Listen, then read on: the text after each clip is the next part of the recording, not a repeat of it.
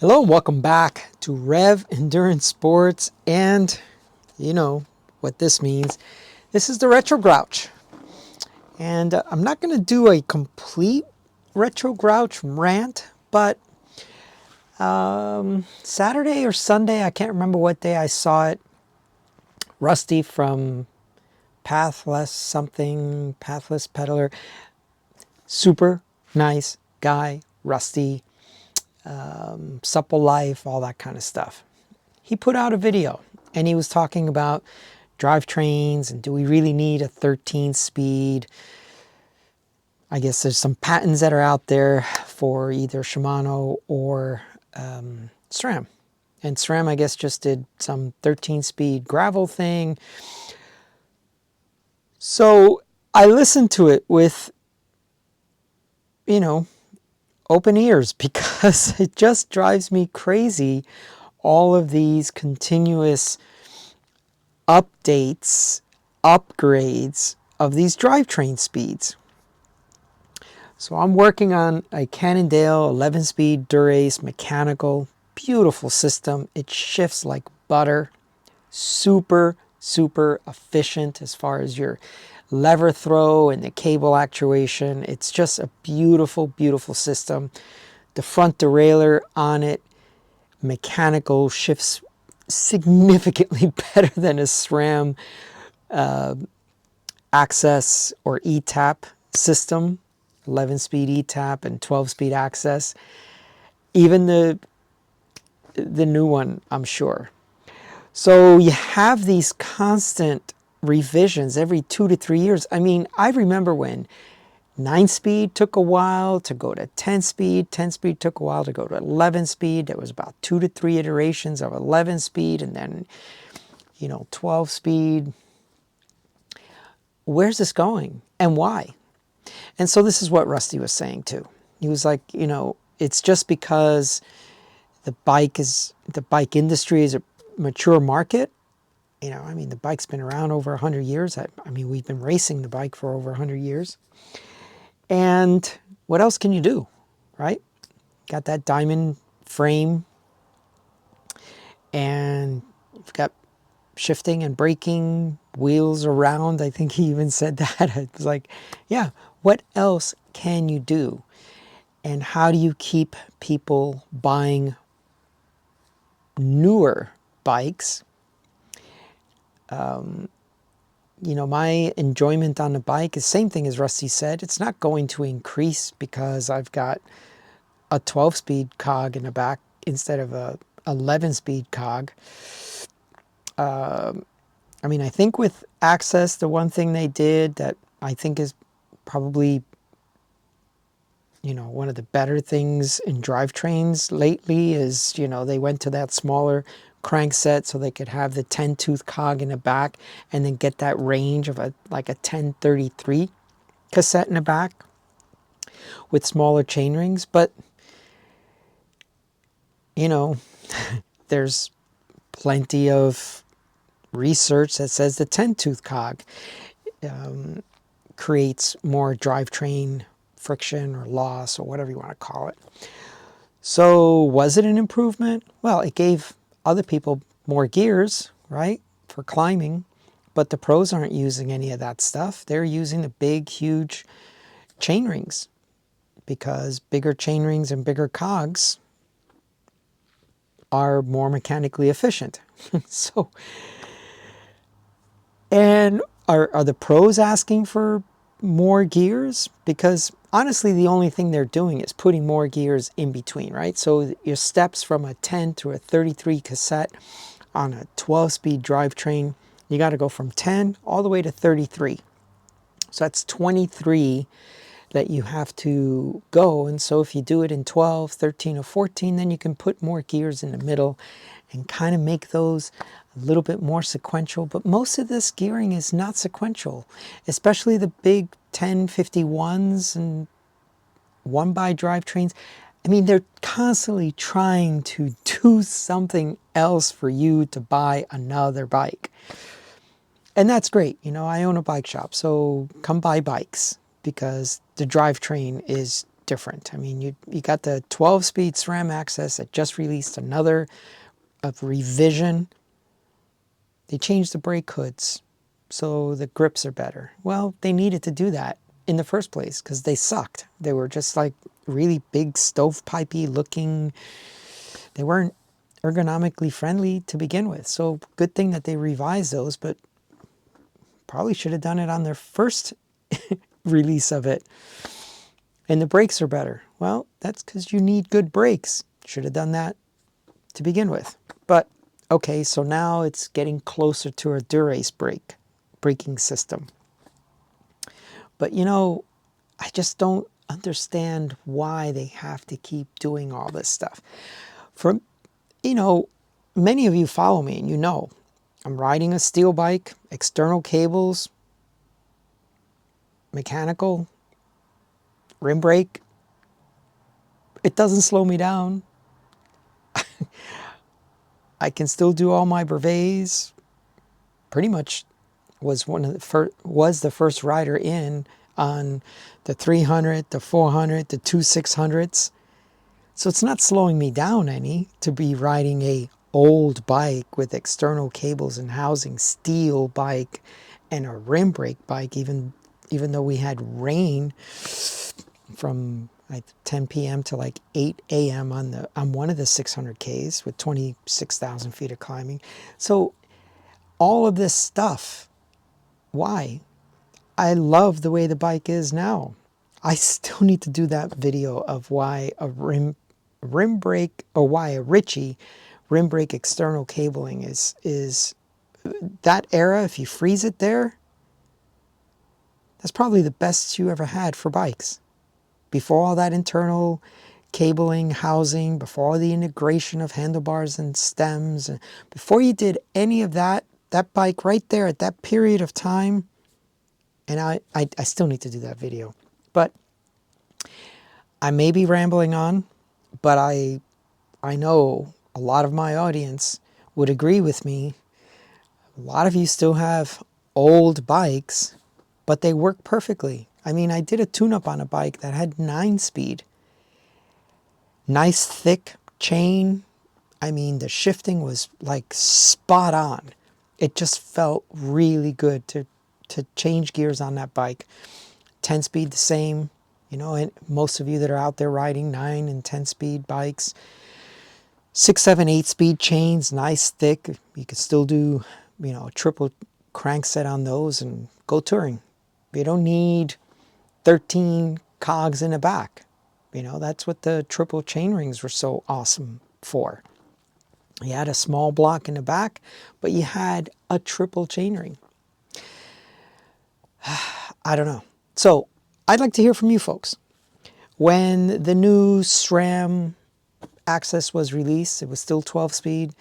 I didn't do a review. I didn't do anything on it because I was like, so what? Big deal.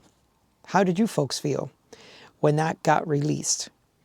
And you know, one of the other things that Rusty said was, yeah, mountain bike drivetrains and road drivetrains, you know, they used to be, things were cross-compatible. No. Except SRAM is trying to do that with, you know, business in the front and party in the back, mullet drivetrains. But yeah, I don't know. How did you folks feel when that new 12-speed SRAM access was released? Are you pining over a 13-speed drivetrain for your road bike? I mean, Rotor came out with one, I don't know how many years ago. Did that, I guess because they weren't a big component manufacturer except for mainly cranksets, I guess that didn't take off because it was too ahead of its time. But do we really need 13 speeds, 14 speeds, 15 speeds? You know, the hubs are going to get narrower, or no, maybe they'll get wider and the back end's going to get wider and wider to accommodate all this stuff. I just don't know. And being forced now to ride electronic gears, I mean, 3 for 3, the last 3 events I've done, someone has had an electronic drivetrain issue. on the 400K, 250 miler. No, 400K. No, it was a 600K.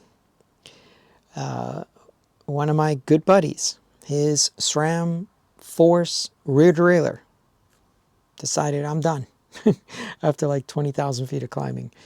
Then on the other 600K I did, someone's Di2 died on their bike.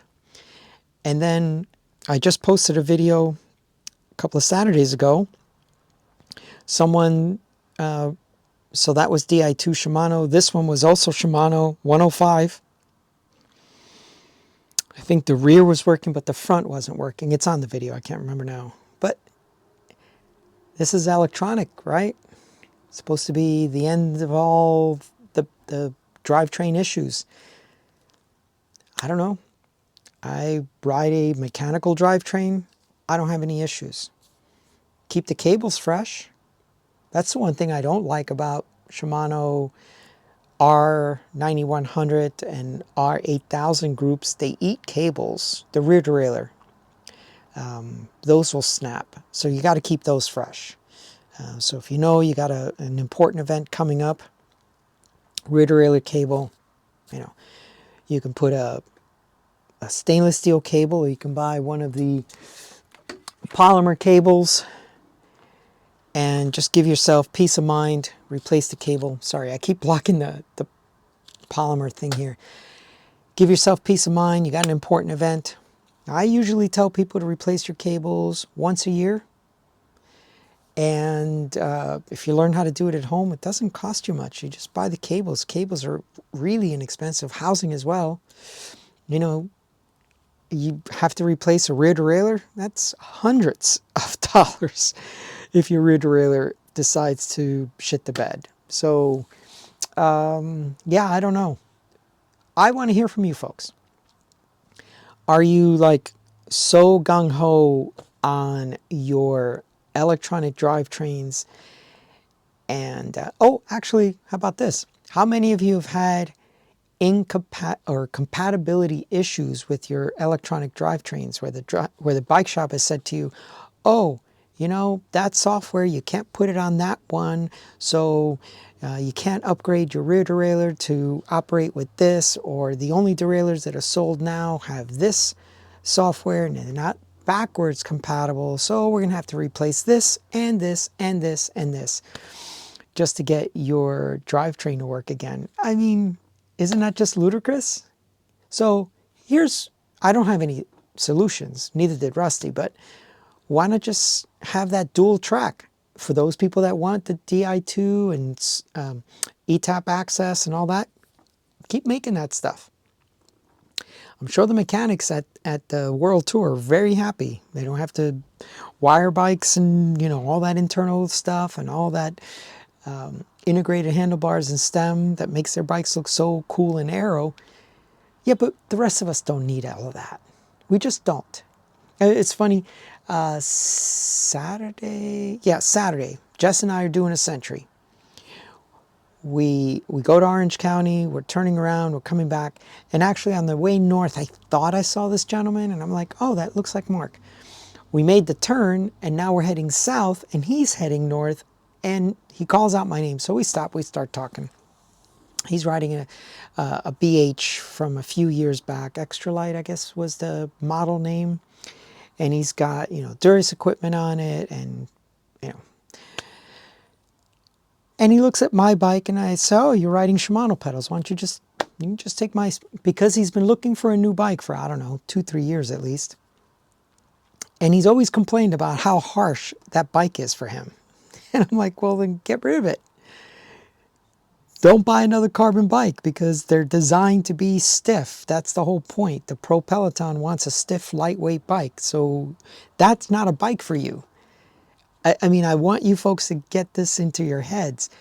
They're not building bikes for the masses. They're building, if you buy the top end spec bike, they're making that bike for the pro cyclist who weighs 135, 155 pounds, and they do a century in 4 hours, and they're off the bike. They're not like you and I who take 6 hours to do a century or more, especially if it's a climbing century. Anyway, so Mark goes to take my bike for a spin. The first thing he does is he picks it up. Oh, it's heavy. I'm like, dude, that doesn't say anything about the quality of the bike just because it's heavier than yours. Or, I mean, just lifting a bike does nothing to tell you the quality of the bike or its ride quality or durability or any of those things. So he takes my bike for a spin, he comes back, and of course it's heavy. I'm like, well, yeah, I've got 2 full water bottles and a real toolkit, because I do ultras. So I've got 2 tubes of CO2s, I've got a real multi-tool, I've got nail clippers in there, to cut the tip off a plug if you get a sidewall puncture, cut. I've got other stuff in there. I mean, I've got a real toolkit. He's got a short little bottle toolkit storage thing, and it's only like that big. And then he's got, one of his other bottles is half. And he's like, oh, I don't ride with 2 bottles because there's stores everywhere. I'm like, yeah, but I don't stop when I do a 100-miler. I'm stopping because I'm talking to you, but, I need 2 bottles because I don't stop. But anyway, the point is, he started asking me about, oh, well, did you see SRAM's got a new group set and this and that? And I'm like, dude, who cares? If, here, this is what I'm riding. And it doesn't stop me from doing, as many miles as I want. It's hassle-free, worry-free bikes. That's what we should be all aspiring to own. A bike that we just get on and we ride it. We don't have to charge it. We don't have to make sure that the drivetrain is charged. We don't have to, I don't know. Oh, not to mention the disc brakes and the pads and the squealing of the brakes and all that stuff. I just don't get it. So, let's hear from you folks. I want to hear it. Am I just a Luddite? But I'm not. I know there's plenty of you that agree with me. All right. That is all for today. Please like and subscribe, and we'll see you up the road.